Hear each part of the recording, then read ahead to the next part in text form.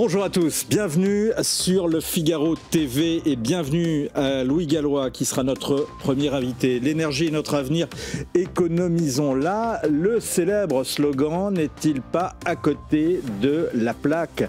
L'énergie n'est-elle pas au contraire en train de gréver notre avenir, de gréver notre économie, de gréver nos économies? N'est-ce pas toute la problématique derrière l'éviction de Luc Rémont de la tête d'EDF? Dans un instant, nous aurons le point de vue de Louis Gallois. L'ancien patron de la SNCF a poussé un coup de gueule remarqué devant les parlementaires sur tous ces sujets récemment. Sa parole est rare à la télévision, il accepte de la partager une fois de plus sur le plateau du Figaro TV. Christophe Guilluy vient de publier un nouveau livre. L'auteur de La France périphérique, cette fois-ci, donne dans la fiction et la satire. Il nous dira pourquoi et nous donnera, bien évidemment, son point de vue.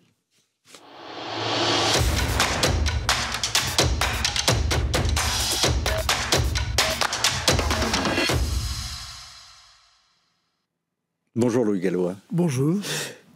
Premier patron, au grand patron que vous êtes, que vous inspire l'éviction de Luc Rémont de la direction d'EDF? Ma première réaction est une réaction de solidarité. Parce que... La solidarité du grand capitalisme à la française. J'ai été patron d'une entreprise publique et je connais la difficulté de la tâche. C'est pour ça que je vous pose la question. Avec à la fois les intérêts de l'entreprise, les intérêts du pays, les injonctions parfois contradictoires des gouvernements. C'est un métier de voltige. Mais plus sérieusement sur le fond, enfin pas plus sérieusement, parce que Mais vous pensez que cette problématique, pardonnez-moi, ça a été la problématique à laquelle a été confronté Luc Rémont, ça a été les injonctions contradictoires de l'État? Non, je pense que Luc Rémont défendait son entreprise, et il la défendait bien d'ailleurs. L'État avait un autre point de vue, qui était celui de la défense de l'industrie et des prix de l'électricité pour l'industrie. Il y a eu un débat. En clair, pardonnez-moi, Louis Gallois, Luc Rémont se dit, moi j'ai une entreprise qui a une énorme dette, en 2023, 18 milliards d'euros. Il faut que mes comptes soient à l'équilibre et que je désendette mon entreprise. Et donc, je vais être obligé de pratiquer, d'augmenter les tarifs de l'énergie, de l'électricité. Et l'État, de son côté, dit si on pratique un tarif trop important, eh bien, ça va gréver notre avenir, nos économies, le pouvoir d'achat des Français. Et donc, on ne peut pas le faire. Il n'y a pas que l'État qui dit ça. Il y a toute l'industrie. Et notamment les électro-intensifs. Parce que... les électro-intensifs, c'est-à-dire les grandes industries qui sont très consommatrices d'électricité. La sidérurgie, l'aluminium, le papier, le verre, pense au PDG de Saint-Gobain, notamment. Oui, le verre en particulier, bien sûr. Donc, il s'agit de trouver le point d'équilibre entre ces intérêts. Et j'ai compris qu'il n'y avait pas eu consensus entre l'État et EDF. Alors, la question est de savoir comment concilier les besoins d'EDF qui sont réels. C'était ma question. Et ceux de l'industrie. Comment on peut viser l'équilibre avec une dette de 18 milliards d'euros et le maintien du prix qui permet aux Français de garder le pouvoir d'achat aux entreprises? Je rappelle quand même qu'EDF a fait 12 milliards de bénéfices cette année. Donc, EDF est au-dessus de l'équilibre et c'est très bien. Parce qu'EDF a d'énormes besoins d'investissement et qu'il va falloir qu'il en finance une large part. Il va falloir quand même investir. Bien sûr. Mais... d'un autre côté, il jouit d'une situation de monopole vis-à-vis des industriels, pratiquement. Et donc, il est dans une situation un peu particulière. Lorsqu'il propose la vente aux enchères d'électricité, ça ne peut pas être accepté. Pourquoi ? Ça ne peut pas être accepté d'abord parce qu'il est obligé de le faire une vente aux enchères européenne et que la rente nucléaire pourrait être captée par des chefs d'entreprise, des entreprises étrangères. Pardonnez-moi, Louis Gallois, est-ce qu'on peut expliquer au grand public, parce qu'on va voir justement que tous ces problèmes d'énergie, les Français sont parfois complètement largués sur ces questions-là, si vous me permettez l'expression. Est-ce que on peut juste préciser en quoi consistait ce principe de vente aux enchères ? Je n'en sais rien. Je ne peux pas vous le dire. La vente aux enchères, ça veut dire j'ai un lot d'électricité sur les 15 prochaines années, tant de mégawattheures qui me fait le meilleur prix. Et donc on se met aux enchères. Les gagnants auraient été probablement les data centers. Parce qu'ils ont besoin d'une électricité de très grande qualité. Donc ils étaient prêts à payer très cher je pense qu'ils avoir... Et donc l'industrie française n'était pas capable de s'aligner sur ces prix-là. Les data centers, le prix de l'énergie n'est pas essentiel pour eux. Ouais. Tandis que ce qu'ils veulent, c'est une électricité de très grande qualité et décarbonée. Et ils sont prêts à payer n'importe quoi. Ce qu'apporte le nucléaire. Tandis que nous, notre industrie a besoin de payer une énergie la moins chère possible pour pouvoir se développer. Bien sûr. Donc c'est la problématique. Parce que les concurrents des électro-intensifs français, ils payent l'électricité 2 fois moins cher. Donc il faut quand même en tenir compte. Aux États-Unis, l'électricité est 2 fois moins chère, 2-3 fois moins chère qu'en Europe. Et ça, c'est d'une énergie fossile qui fait l'électricité aux États-Unis, largement. Il y a du nucléaire, mais il y a du fossile. Il y a du gaz de schiste, du pétrole de schiste. Donc c'est pas très décarboné. La concurrence est sévère. Ouais. L'État, lui, il a des moyens quand même d'aider à l'adéquation entre les besoins de l'industrie et ceux d'EDF. La fiscalité sur l'électricité est supérieure à celle sur le gaz. Donc il faudrait baisser un peu la fiscalité. Peut-être qu'on pourrait regarder cela. Ouais. Alors les électro-intensifs bénéficient d'une fiscalité un peu avantageuse. Deuxièmement, l'État ponctionne un dividende sur EDF chaque année. Alors je me mets à la place de Madame de Montchalin. Elle est très contente d'avoir cette ressource. Ministre des Comptes publics. Mais c'est une ponction sur EDF. Parce qu'on parle de ponction sur EDF, il y en a une là. Donc il y avait des moyens de faire cela.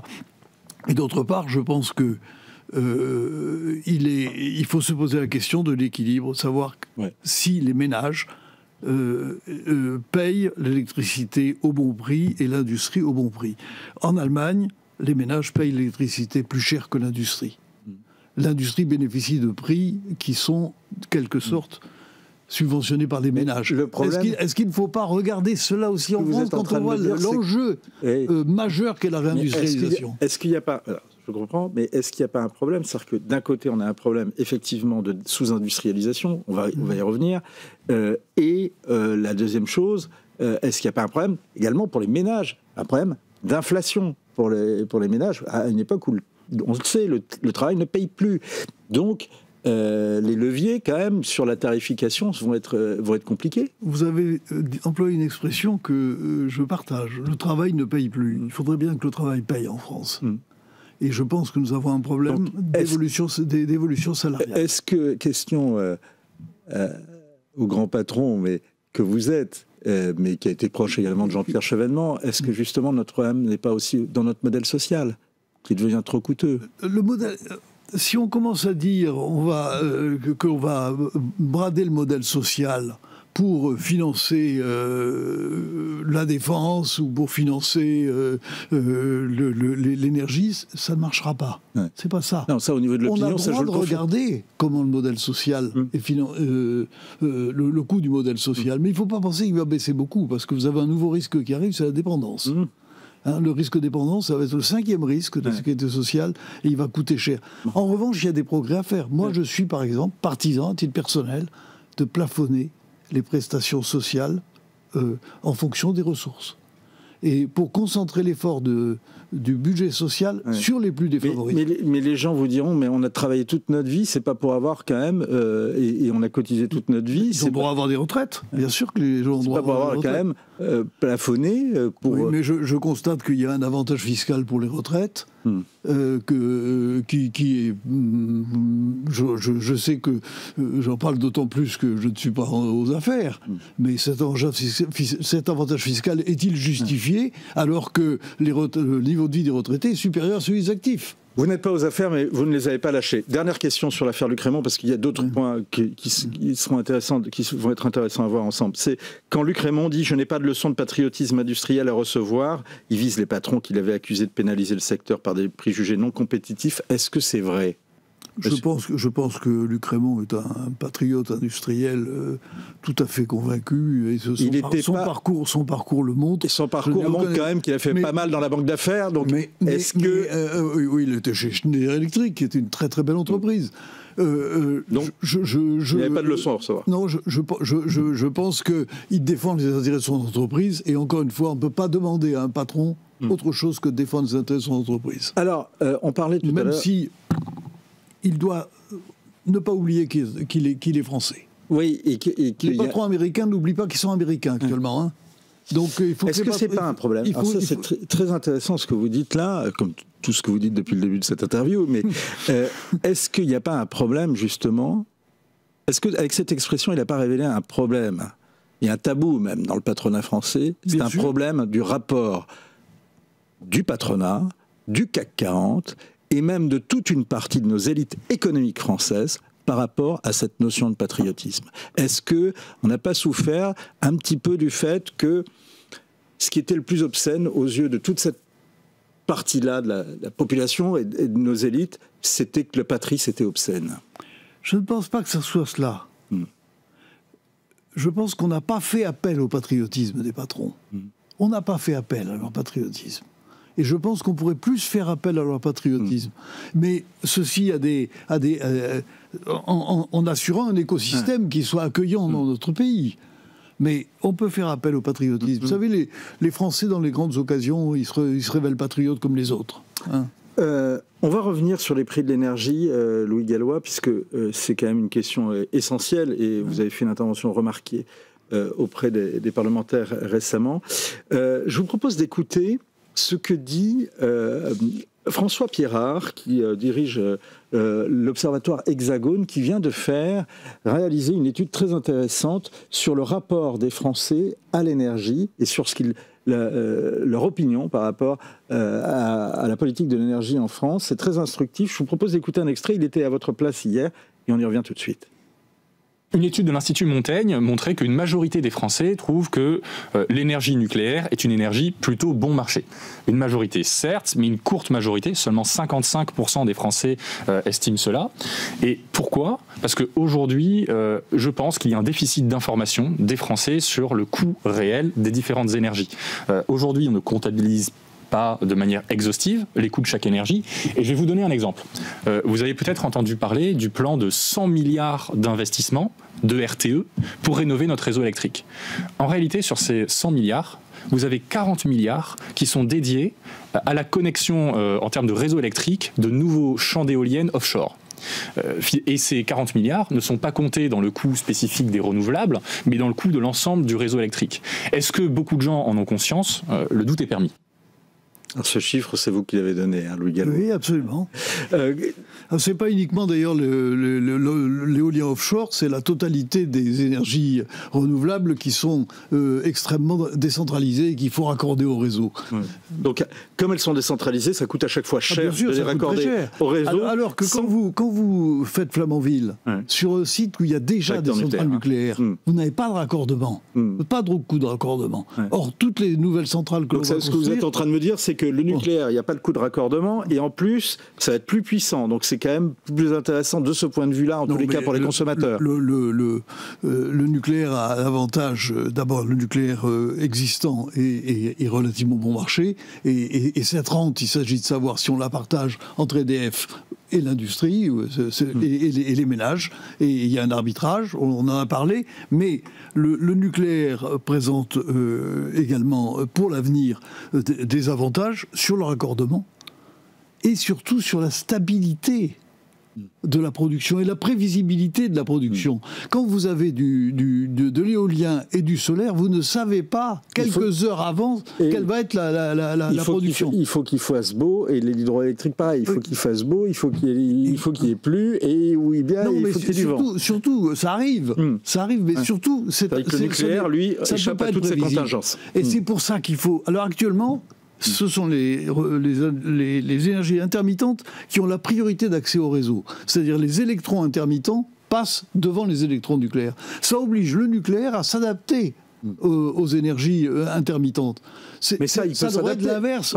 Pardon, le gars, il peut s'adapter, puisque lui, il n'est jamais intermittent. Donc... Il peut s'adapter, mais ça coûte de l'argent. Ça coûte de l'argent, parce que ça le désoptimise. Ça veut dire qu'il produit moins, alors qu'il a des coûts fixes. Donc, si je vous suis, oui. Il faut arrêter les renouvelables. Écoutez, dans la programmation pluriannuelle de l'énergie qui nous est présentée actuellement, on multiplie par près de 4 les capacités des énergies intermittentes, éoliennes et solaires, et on fait passer leur part dans la production d'électricité de 15% à 35%. Et vous dites... Et ça va coûter des centaines de milliards. Y compris au portefeuille des ménages. Des centaines de milliards à la France, y compris, bien sûr, aux ménages. Donc, effectivement, ce que vous êtes en train de me dire, c'est que les ménages qui sont déjà serrés et pris à la gorge par les prix de l'énergie, et par les prix de l'énergie qui augmentent, risquent de l'être encore plus par ce choix il y a un coût d'investissement qui est minoré, qui n'est pas pris en compte dans le coût des énergies intermittentes. La réindustrialisation continue aujourd'hui. Elle n'a jamais véritablement démarré. À ce point-là. C'est-à-dire qu'à partir de 2014-2015, on a arrêté la désindustrialisation. On s'est mis sur un plateau. Avec une légère pente positive, parce qu'il faut quand même que je rende hommage à ce qui a été fait, une légère pente positive, c'est-à-dire qu'un peu plus d'implantation d'usines que de fermeture d'usines, un peu plus d'emplois dans l'industrie. Les chocs de 2024 sont d'une rudesse extrême. Coût de l'énergie, évidemment. L'élection de Trump. La difficulté de l'industrie allemande, qui est notre premier client, tout ça, ça pèse sur l'industrie. Mais il y a une étude de l'INSEE qui est intéressante, qui montre que néanmoins, les deux pays qui résistent à peu près actuellement, c'est la France et l'Espagne. La France résiste, l'Espagne progresse, et deux pays qui souffrent véritablement, l'Allemagne et l'Italie. Alors on est un peu surpris parce qu'on n'est pas habitué à entendre ça. Mais il y a un début de réduction de l'industrialisation allemande. Et je pense que le choc Mais ça pose un problème pour notre économie ? Ça va poser un problème si l'Allemagne ne trouve pas les ressorts qui lui permettront de regagner de la croissance. Parce que l'Allemagne est notre premier client. Nous avons besoin d'une Allemagne dynamique. D'une Allemagne dynamique. Si j'ai bien lu une tribune récente que vous avez publiée, votre idée, c'est qu'on suive les recommandations du rapport Draghi, le rapport de l'ancien président du Conseil italien pour relancer les industries et les économies européennes. Vous rappelez d'ailleurs, et ça c'est fascinant, le retard européen en matière de d'un domaine, sur un domaine qui fait pourtant la gloire, qui fait la force et qui faisait l'avantage concurrentiel de l'Europe, la recherche et l'innovation. Oui, parce que les autres font mieux. Je donne un chiffre qui est quand même frappant. Vous pouvez le donner. Le capital risque, c'est-à-dire ce qui permet de financer la commercialisation des innovations. Les États-Unis représentent 50% sur le plan mondial, la Chine 40% sur le plan mondial, l'Europe 5% sur le plan mondial. Je tire ce chiffre du rapport Draghi. Et vous êtes gentil parce que les États-Unis, c'est même pas 50%, c'est 52%. 52%. Mais et c'est pourtant, vous dites... Je crois que ce chiffre est très symbolique. On répète 52% donc des investissements américains pour l'innovation, 40% pour la Chine, l'Europe 5%. Pourtant, vous dites c'est la priorité. Et c'est une priorité. Ça, on ne peut pas en rester là. On ne peut pas en rester là, sinon l'argent européen va aller s'investir aux États-Unis, parce que le capital risque rapporte aux États-Unis, et vous avez 300 milliards de dollars d'euros qui partent chaque année aux États-Unis s'investir. Alors comment on arrive... Alors juste, ça c'est très intéressant, et vous le dites aussi dans cette tribune, mais moi j'ai une question par rapport à ça. Comment on arrive à convaincre les épargnants européens de renoncer aux placements aux États-Unis pour les mettre en Europe ? Alors, d'abord il faut que les placements européens aillent vers la prise de risque. Justement, alors comment vous allez le garantir aux épargnants et aux retraités Actuellement en France, c'est la caisse d'épargne, c'est l'assurance vie en euros qui est placée en obligation, et c'est l'immobilier. L'immobilier, voilà. Donc, c'est-à-dire la sécurité. Bon, c'est l'argent qui dort. Donc, non, elle ne dort pas, mais c'est de la sécurité. Oui, dans les caisses d'épargne, ça finance le logement, ça ne dort pas. Mais il faut que une partie plus importante aille vers la prise de risque.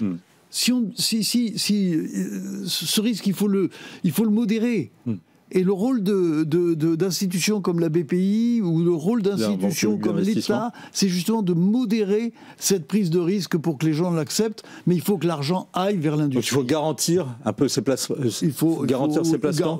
Garantir partiellement. On a les moyens de sécuriser ces placements aujourd'hui. On sait sécuriser ces placements. Okay. Il faut qu'on aille dans cette voie. Il faut mutualiser le risque, etc. Dans cette même tribune, vous parlez de reprendre les secteurs qui permettent d'assurer la souveraineté. Lesquels ? C'est extrêmement vaste. Oui. Et donc il faut faire des priorités. Il y a les matériaux critiques. Et quand on voit qu'est-ce qu'on appelle le matériau critique, un exemple le matériau critique, les fameuses terres rares dont on nous rabat les oreilles actuellement. Ça peut être le lithium pour les batteries, le cobalt, etc. Quand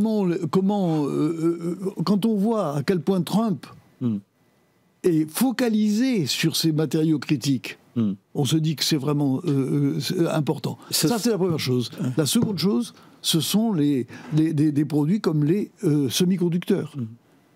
L'Europe est il faut qu'on développe une filière européenne de semi-conducteurs. Il y a des fabricants de semi-conducteurs en Europe, Infineon et ST Microelectronics par exemple, ou Soitec, mais nous ne sommes pas sur les microprocesseurs de pointe. Il faudrait il faudrait un Airbus, parce que vous êtes patron d'Airbus. Il faudrait un Airbus. Ça coûte des dizaines, sinon des centaines de milliards. Il faut savoir, ça coûte très cher. Mais les Japonais, seuls, ont décidé de rentrer sur ce marché et ils construisent actuellement en Hokkaido, dans le nord, une énorme usine visant ce type de production. Dernière question avec des réponses courtes, je suis désolé Louis Gallois, mais dans cette tribune, vous évoquez donc le choc récent qui a été l'élection de Donald Trump et son éloignement par rapport à l'Europe. Est-ce que vous pensez que vous allez être entendu, que les États ou que l'Union européenne vont prendre une mesure qui va obliger les armées européennes à acheter européen ? Il y a des progrès. Madame van der Leyen a dit des choses qui sont des progrès, mais on n'est pas au bout du chemin. Mais la France peut jouer une carte extrêmement importante là-dedans. Ça peut être un moteur pour notre industrie. Ça peut être un moteur pour notre industrie. Comment répondre et ça me sera ma toute dernière question, réponse courte, mais une mesure pour répondre à la guerre commerciale de Trump? Je pense qu'il faut regarder ailleurs. Il faut les alliances avec l'Amérique du Sud, avec l'Asie du Sud-Est, et même avec la Chine, il y a des choses à faire. Merci beaucoup, Louis Gallois. On va continuer à garder un œil attentif sur ces dossiers, donc vous reviendrez pour on évoque leur évolution.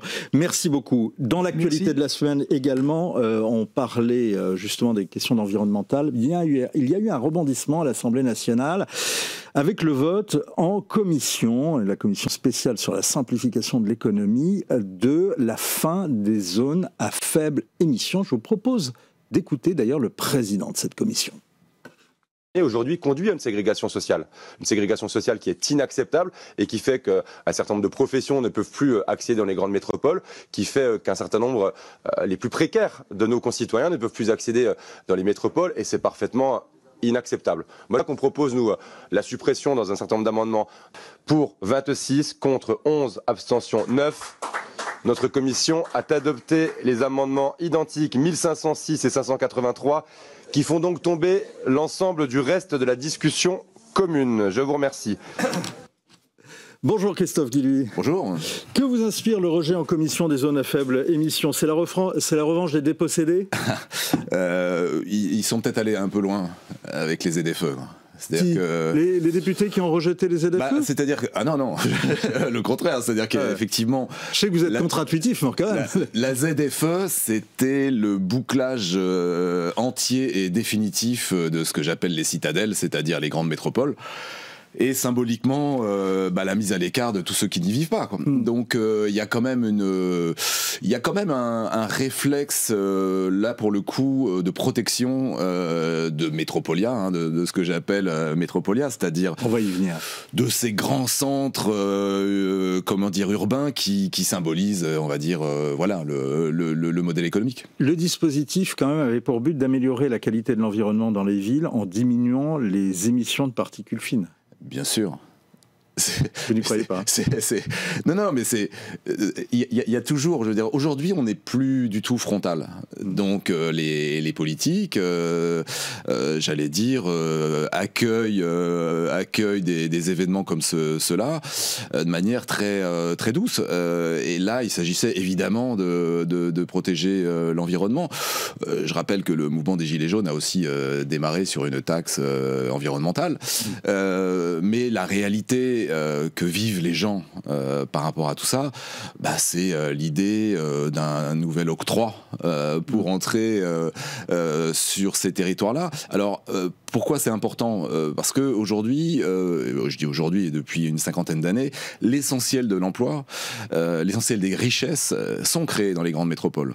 Donc, vous avez quand même un immense problème d'organisation de la société elle-même, qui est que pour la première fois dans l'histoire, la majorité des gens ne vivent pas là où se crée l'emploi et la richesse. Alors si par ailleurs on avait des territoires très dynamiques, des territoires qui se réindustrialisent, des territoires qui créent beaucoup de richesses, bon, j'allais dire que c'est pas très très important. Oui. Ce que vous dites en fait, c'est que l'exode rural, par exemple, que l'on a connu dans les années 50-60, enfin en tous les cas au moment des 30 Glorieuses, visait à aller vers des endroits où on allait créer des richesses. On allait en ville, pas pour vivre comme un assisté, mais on allait en ville pour pouvoir travailler, parce que là il y avait du travail, enfin en tous les cas il y avait du travail, et on vivait à côté de son lieu de travail. Bien sûr, et puis faut pas oublier, en fait tout a évolué à partir des années 80. Les années 80, c'est l'immense tertiarisation de la société française, avec cette idée,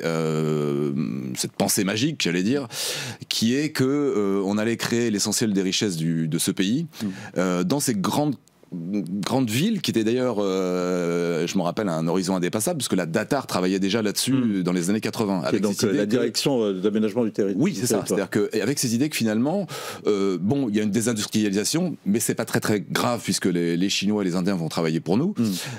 Et nous, c'est la matière grise, c'est des catégories supérieures qui vont se concentrer dans ces grandes zones urbaines, et puis avec la formation, on va entraîner tout le monde. Sauf que ça s'est pas exactement passé comme cela.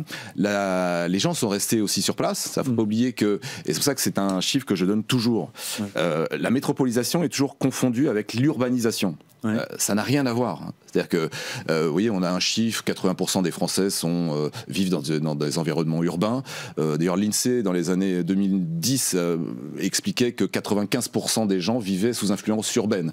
Donc le rural disparaissait, tout disparaissait, etc. Et puis, il y avait cette idée que finalement, tout allait se concentrer dans ces territoires-là. Ça ne s'est pas produit, pour une raison simple, c'est que, en fait, dans ces grandes villes, on a assisté à une homogénéisation sociale. C'est-à-dire que l'essentiel des cadres supérieurs se sont concentrés là, mais les autres catégories, la majorité ordinaire, en fait, est restée vivre sur des territoires qui, eux, se désindustrialisaient. Et là, vous avez y compris dans des villes qui se désindustrialisent. Bien sûr. Ça, c'est la thèse de la France périphérique. Alors voilà, c'est-à-dire que la France périphérique qui a été la France périphérique, c'est Angoulême et exactement. C'est-à-dire Angoulême ou Pau, et la métropole, c'est Paris, c'est Bordeaux, voilà, c'est Lyon, c'est Marseille, c'est tout. Villes néolibérales, etc. D'ailleurs, c'est très important d'appuyer là-dessus. La France périphérique n'est pas un découpage entre l'urbain et le rural. Voilà. C'est pour ça qu'il faut toujours lire la France périphérique. D'ailleurs, on ne dit pas urbain ou rural, on dit France périphérique. Voilà. Une question, je ne sais pas si on vous l'a déjà posée, et c'est toujours, ça me taraude. Est-ce que la réforme des super régions voulue par François Hollande, pour des raisons électoralistes essentiellement, en 2015, a joué un rôle dans l'accélération de la métropolisation de la France? Oui, bien sûr. C'est-à-dire qu'il y avait cette idée que finalement, l'organisation de la France, ça allait être les grandes régions, avec des centres, les grandes métropoles.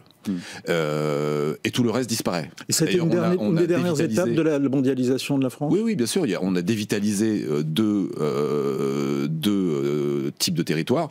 Les départements, qui sont devenus des guichets sociaux, et puis les communes. Vous voyez, j'ai beaucoup parlé des dépossédés.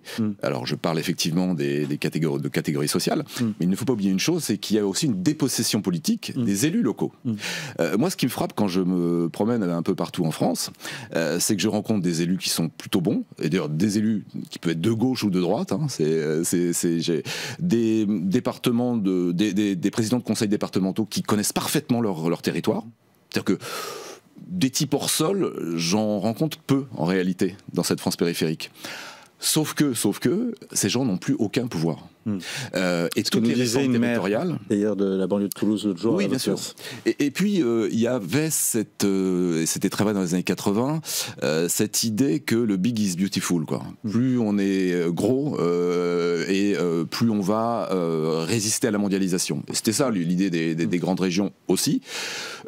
Mais ce mécanisme est absolument stupide. Là encore, on est sur une logique.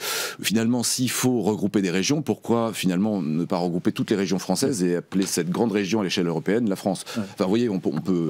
C'est le dessein, en tout cas, d'une partie des partisans de la construction européenne. Oui, mais bien sûr, tout ça est très complètement... D'ailleurs, je rappelle que la construction des grandes régions était simplement une construction qui visait à s'adapter à l'organisation territoriale européenne. Ouais. Et inspirée des Länder allemands. Bien sûr. Bien sûr, des États américains. Est-ce que, justement, le télétravail ne constitue pas une opportunité pour faire en sorte que les gens travaillent là où ils habitent? C'est en tous les cas la thèse de Jean-Christophe Fromentin, qui a beaucoup travaillé sur cette question, le maire de Neuilly, qui est sensible à cette idée de pouvoir rapprocher les gens de leur lieu d'habitation et de leur lieu de travail. Alors déjà, le télétravail, il faut quand même lire les analyses qui ont été faites ces derniers temps sur cette forme, d'organisation en entreprise. Beaucoup d'entreprises maintenant se plaignent du fait que les gens sont beaucoup moins investis, simplement en ne venant pas physiquement dans les lieux où on échange avec ses collègues. Donc déjà, c'est un point très important, c'est de se dire que les choses sont en train de changer par rapport au télétravail. Ensuite, il y a plein de professions où le télétravail est impossible. C'est-à-dire que vous avez notamment ces catégories modestes et populaires qui ne peuvent pas bénéficier du télétravail. Oui, c'est vrai, Christophe Guilluy, mais il y a une partie de gens, justement, en suivant la logique que vous décrivez déjà dans la France périphérique, qui, parce qu'ils n'ont pas les moyens de vivre dans les grandes métropoles, habitent dans des métropoles qui sont plus périphériques et vont se rendre dans la grande métropole pour travailler. Là, le télétravail leur permet justement de ne plus avoir ce trajet et de ce déracinement à vivre. Oui, bien sûr. Mais tout dépend du type de travail, là encore. En réalité, ce qui est très frappant, c'est que l'arrivée du télétravail a surtout permis, j'allais dire, essentiellement aux catégories supérieures, au cadre supérieur des grandes métropoles, d'acheter des résidences secondaires. Et d'ailleurs, je vous rappelle que pendant le Covid, on a beaucoup parlé de l'exode urbain, avec la nouvelle société qui allait arriver. Rien ne s'est produit comme prévu. C'est-à-dire qu'en réalité, les gens n'ont pas quitté les grandes villes, ils ont beaucoup acheté. Et d'ailleurs, je rappelle que c'est ce qui crée une tension immobilière gigantesque sur l'ensemble des littoraux français. Notamment le littoral atlantique, où symboliquement, et ça crée quand même une violence sociale très importante. C'est pour ça qu'il y a toujours un fond finalement de conflit classe larvé, qui n'est pas d'ailleurs assumé. La réalité aujourd'hui sur l'ensemble du littoral atlantique, c'est que les enfants issus de milieux modestes qui sont nés sur le littoral atlantique ne peuvent plus vivre sur ce littoral. Et là, ça crée ce qu'on appelle une explosion du rétro-littoral, c'est-à-dire que les gens vont aller habiter un peu plus loin que les côtes, et ça crée un ressentiment gigantesque qu'on n'a absolument pas vu venir au moment du Covid. On était en train de fêter une nouvelle organisation de l'espace, et en réalité, il y a simplement eu, j'allais dire, Métropolia, qui a organisé des territoires qui sont devenus les annexes de Métropolia sur l'ensemble du littoral français. C'est ce que vous expliquez dans votre livre. Juste une chose, et notamment un certain d'autres personnes qui ont travaillé sur la question, Robert Agathon notamment, mais qui prévoit une révolte. En tous les cas, on annonce une révolte type Gilets jaunes par rapport à ce mouvement-là. Pour l'instant, on ne l'a pas vécu. Alors, parce que c'est un phénomène qui quand même commence à dater le confinement, lui, c'est il y a 5 ans. Donc, bien sûr. Il faut toujours s'inscrire dans le temps long. C'est-à-dire que déjà, ça permet de pas trop se tromper. Moi, c'est ce que j'essaie de faire depuis. Par mourir. Oui, exactement. Et comprendre que il y a des événements. Les Gilets jaunes ont été un événement. Mais je pourrais dire aussi le Brexit a été un événement en Grande-Bretagne. Évidemment, on pourrait parler des élections américaines, mais le Trumpisme est un événement aux États-Unis. Tout cela est un mouvement, et le mouvement réel des sociétés occidentales. Il agit comme, j'allais dire, des coups de boutoir qui sont certes pas forcément organisés politiquement, mais qui ont un ressort absolument existentiel. On ne comprend rien à la bascule culturelle en Occident si on considère qu'il y a là une forme de mouvement social qui serait une répétition de mouvement social du 19 ou du 20e siècle. Non, nous sommes dans le 21e siècle et le mécanisme de basculement culturel auquel on assiste est absolument nouveau. Question. Je ne sais pas si vous avez regardé le référendum qui s'est tenu le week-end dernier. Bon, il y a 3% de participation, mais il approuve à plus de 90% la végétalisation de nouvelles rues dans Paris la semaine dernière. J'ai une question. Est-ce que vous pensez que Paris pourrait connaître une sécession et jusqu'où Paris pourrait connaître une sécession? Je vous précise ma question. On voit un certain nombre de villes américaines, où même Londres a été tenté, après le Brexit, de déclarer une forme d'indépendance par rapport au reste de la Grande-Bretagne. On a le phénomène de Christopher Lasch, la révolte des élites. Mais en plus, à Paris, il y a une histoire de sécession de la ville de Paris. Oui. Est-ce que, avec la radicalisation de Paris, par exemple, et quand même l'activation de la mémoire de la commune, on pourrait connaître une situation comparable, sachant qu'on a une gauche radicale très forte dans la capitale. Alors, ce ne sont pas des communards. Je rappelle quand même que les communards étaient d'abord des ouvriers, des artisans. Donc, sociologiquement, non, mais idéologiquement. Et aujourd'hui, on a simplement... les grandes villes, c'est essentiellement une grande et une petite bourgeoisie. On va dire à Paris, il y a une petite bourgeoisie mélanchoniste, pardon, et une bourgeoisie macroniste.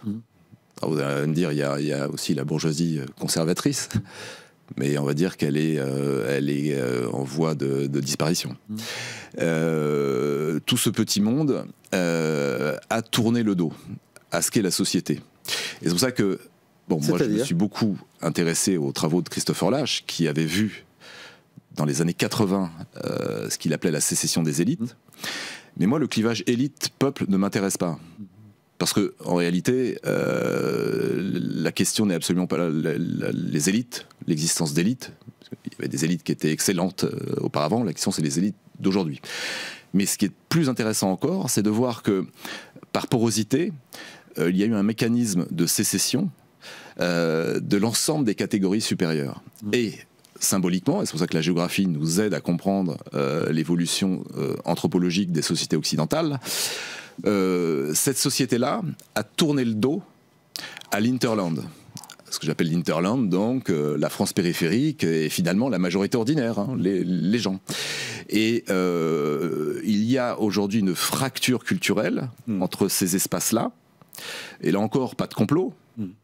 J'entends toujours des gens qui expliquent que c'est... non, personne s'est réuni autour d'une table en disant on va faire comme ça. Non. Il y a un mécanisme économique. C'est-à-dire que l'emploi est là, et vous avez peu à peu, par porosité, des représentations culturelles de l'autre monde, cette France périphérique, qui tend à être très ostracisée et qui pratiquement est une société qui n'existe plus pour les gens qui vivent dans les grandes métropoles. Et l'aboutissement de tout ça, c'est potentiellement effectivement l'indépendance. Ces gens demanderont l'indépendance un jour. Moi, mon discours, il est de dire la société ne peut pas fonctionner si vous avez un monde d'en haut qui n'est pas connecté au monde d'en bas. Alors justement, on va voir comment vous le connectez, comment faut-il le connecter. Je rappelle que vous venez de publier ce livre, Métropolia et Périphéria, et on rappelle aussi que votre approche, vous avez une approche là, cette fois-ci nouvelle, d'une notion que vous avez popularisée, on en parle depuis le début de cet entretien, la France périphérique. Vos conclusions, Christophe Guilluy, vos approches, vos méthodes sont décriées par des détracteurs. En revanche, elles sont saluées par des universitaires de renom, comme Pierre Vermeuren, c'était le cas au club Le Figaro ID, dont vous avez été tous les deux invités il y a quelques jours. Nous, on a une idée, à ma génération, de la géographie, on était idiots, on nous avait enseigné que c'était la science des espaces, et que dans les espaces, il y avait une dimension géophysique, vous voyez. Il y avait des rivières, des pays, des frontières, des reliefs.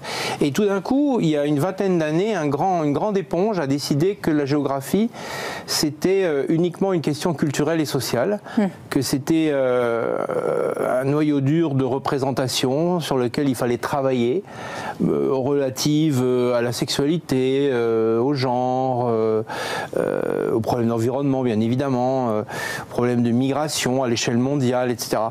Et finalement, Christophe arrive, continue à faire de la géographie, d'accord ? J'allais dire à l'ancienne, mais dans un cadre totalement renouvelé, puisque ces travaux ont bien montré que l'espace français, que les géographes, pour beaucoup, pas tous, mais pour beaucoup, ont abandonné, a connu des mutations considérables qui nous amènent dans la situation actuelle. Et cette démonstration, je me demande si c'est pas tellement la démonstration, ce qu'on lui reproche, plutôt que d'être resté un géographe, au sens où, bah oui, il travaille sur les déséquilibres entre les espaces, les villes, les banlieues, eu égard aux classes sociales, aux déplacements, etc. Et là, on a un bon exemple d'une dissidence qui est attribuée à une pensée qui est restée fidèle, au fond, à ce qu'elle a reçu, parce qu'on a dû avoir à peu près les mêmes profs, les mêmes enseignements, et ça, c'est pas tolérable. Votre livre, Christophe Guilluy, est une fiction, un conte, une pièce de théâtre d'ailleurs à la fin, opposant deux cités, Métropolia et Périphéria. Comment ? Deux planètes. Et deux planètes. On reconnaît bien sûr le concept de France périphérique par rapport aux métropoles, concept que vous avez donc popularisé. En choisissant la fiction, est-ce que vous ne craignez pas justement de donner du grain à moudre à ceux qui vous reprochent d'échapper au sérieux académique ? Ah non, non. Vous savez, qu'est-ce qui reste du 19e, du 18e, du 20e siècle ? Il reste de la littérature, du théâtre et des fables. Il n'y a pas de chiffres. Donc, ce que je veux dire par là, c'est un peu une boutade. Avec cette fable philosophique, en réalité, mon objectif était d'aller à l'essentiel. Et c'est tout le paradoxe. Je crois que je suis à l'os. Je suis vraiment au cœur du basculement culturel de l'Occident. C'est-à-dire que l'organisation économique, sociétale, culturelle en Occident depuis les années 80 a conduit à installer deux expériences humaines complètement différentes. Celle des gens qui vivent dans les grandes métropoles, espace totalement connecté à la globalisation, à ce qu'on appelle le néolibéralisme, etc., qui en bénéficient, qui ne sont pas forcément riches d'ailleurs, mais qui en bénéficient, qui sont dedans. Et puis le reste. Sauf qu'on a un immense problème. Le reste est majoritaire. Et là, ça crée... Même numériquement. Numériquement, bien sûr. Numériquement. Bien sûr. Et c'est bien pourquoi, d'ailleurs... Alors, je vous pose la question parce que quand on voit comment, dans les soirées électorales, on a d'abord les résultats électoraux dans la plupart du pays, et on voit bien toujours que c'est quand même les métropoles qui font basculer, et par effet de masse, quand même, aussi. Oui, alors les métropoles, il faut quand même revenir sur un chiffre. En 1968, alors on n'appelait pas ça des métropoles, mais vous voyez, les grands centres urbains représentaient 35-40% de la population. Aujourd'hui, c'est 35-40% de la population. Donc ça n'a pas évolué. Ça n'a pas évolué. C'est-à-dire qu'en stock, c'est exactement la même chose. Ouais, donc on est dans la même configuration. Il y a simplement eu une lessiveuse, une recomposition sociale et économique des territoires qui fait qu'aujourd'hui, on a oublié, et pourquoi je dis on a oublié cette hyper-concentration des catégories supérieures dans les grandes métropoles et cette homogénéisation des grandes métropoles pose un immense problème. Vous avez ce que j'appelle Radio Métropolia, Télé Métropolia ou Métropolia Magazine, qui... Alors, porté par des journalistes, mais pas seulement, par un monde universitaire, un monde intellectuel, qui survalorise, j'allais dire, les grandes métropoles, ces grands centres urbains, et inversement, ou ostracise au pire, ou invisibilise ce qu'est la société. Parce que c'est bien ça la question. Et c'est pour ça que j'ai fait ce concept, j'ai voulu ce concept de France périphérique, c'était pour m'affranchir de la représentation de l'INSEE, qui découpe le territoire entre zone urbaine, zone périurbaine, zone rurale. Tout ça ne veut absolument rien dire. Vous habitez à Guéret, vous êtes un urbain, vous habitez à Paris, vous êtes un urbain. Il y a bien une différence culturelle très très importante, enfin en tout cas d'expérience de vie. Même chose pour le périurbain, le rural. Et ce que j'ai voulu montrer, c'est qu'effectivement, à force de tourner le dos à Périphéria, vous avez le haut de la société qui n'arrive plus finalement et qui est en train de s'assécher, même au niveau de la pensée. Que répondez-vous à l'objection dans nos colonnes de Luc Ferry, qui dit c'est pas les élites qui ont corrompu les gens ordinaires, mais c'est la haine des experts et des élites, qui, en particulier ceux qui tirent la sonnette d'alarme sur l'ampleur de la dette, qui nous plonge dans le déclin. Oh, ça, je crois pas du tout. Alors déjà, je pense que Luc Ferry ne m'a peut-être pas lu, puisque mon propos n'est absolument pas d'opposer les élites et le peuple. D'ailleurs, c'était une division un peu que j'utilise très très peu. Je rappelle que toujours que les élites d'hier. Il se reconnaît tout à fait dans votre lecture, en tous les cas, en disant toutes les élites n'ont pas assez écouté toute la colère qui a été exprimée, en particulier la colère de la France d'en bas. Sur ça. Mais c'est pas la France d'en bas, c'est la France elle-même. C'est complètement différent. C'est que moi, mon idée n'est pas du tout de décrire une opposition entre élite et peuple. Enfin, je veux dire, tout ça. Et puis en plus, on est tous les élites de quelqu'un, etc. Et puis bon, on n'avance pas. La question à se poser, c'est qu'est-ce qui fonctionnait avant les années 80 et qu'est-ce qui fonctionne aujourd'hui ? Avant les années 80, il y avait une connexion totale des élites, du monde intellectuel, du monde universitaire avec ce qu'était la société. Mais je pourrais même dire aussi du monde de la création. C'est pour ça que je donne toujours ces exemples fondamentaux pour moi. Je veux dire, les grands écrivains, les grands penseurs sont des gens qui se sont inspirés de la société ordinaire, de Zola à Dostoïevski en passant par Céline, etc. Ce sont des gens qui sont en prise avec la société. Je crois que c'est vous qui dites le problème de Netflix, c'est qu'ils ne font plus de films ou de séries dans les campagnes. Oui, enfin, pas seulement Netflix, c'est-à-dire qu'il y a une production, il y a une guerre de représentation qui est fondamentale. C'est-à-dire que à partir du moment où vous considérez que ce qui est en dehors des métropoles est la marge. D'ailleurs, je rappelle que quand il y a eu des mouvements des Gilets jaunes, il y avait des experts, justement, qui expliquaient que c'était la France du vide. Alors, la France du vide, ça pose problème, parce que 80% des gens se reconnaissaient dans ce mouvement-là, au départ, en tout cas. Ce que je veux dire par là, c'est que, évidemment, il y a une représentation culturelle de cette France. D'ailleurs, la majorité ordinaire n'existe plus. Ça qui est assez fascinant quand vous écoutez les experts. On vous explique que la société est morcelée, que la société est panélisée, ou archipélisée. Vous n'êtes pas d'accord avec Jérôme Fourquet sur cette vision-là ? En fait, Jérôme, c'est quelqu'un que je connais, etc. On est d'accord sur l'analyse de fond de la société.